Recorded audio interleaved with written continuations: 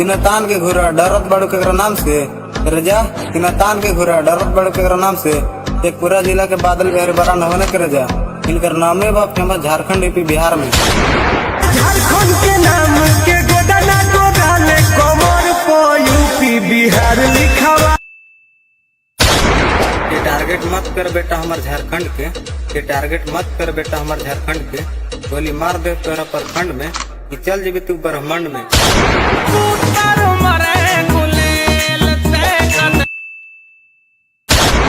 चोट इतना गहरा देह की दवाई न मिली दवाखाना में, चोट इतना गहरा देह की दवाई न मिली दवाखाना में। मांझी बरांड होने करे जा इनका रुतबा का होला जाके पूछ लिया गांव के नजदीकी कहीं थाना में।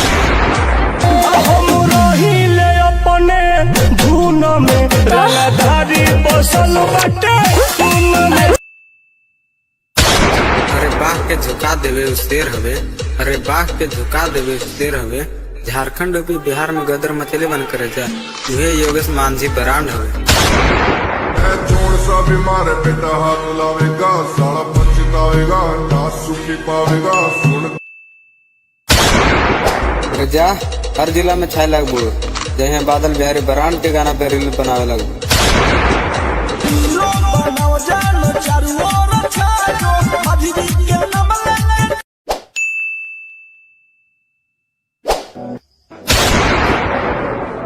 अरे डरेला ना केहू से जेल हो चाहे फांसी, अरे डरेला ना केहू से जेल हो चाहे फांसी। योगेश मांझी बरांड के नाम सुन के डर लगला झारखंड यूपी बिहार सरकार देश के सामने दुनिया के का होगा वो औकात।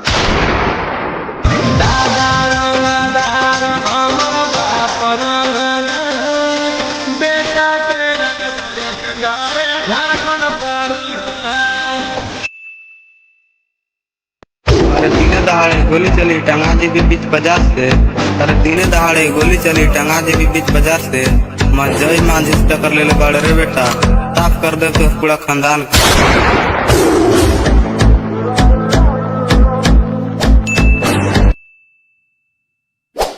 आज का ताजा खबर, ठोकने वाला ठोकते हैं और जलने वाला जलते हैं।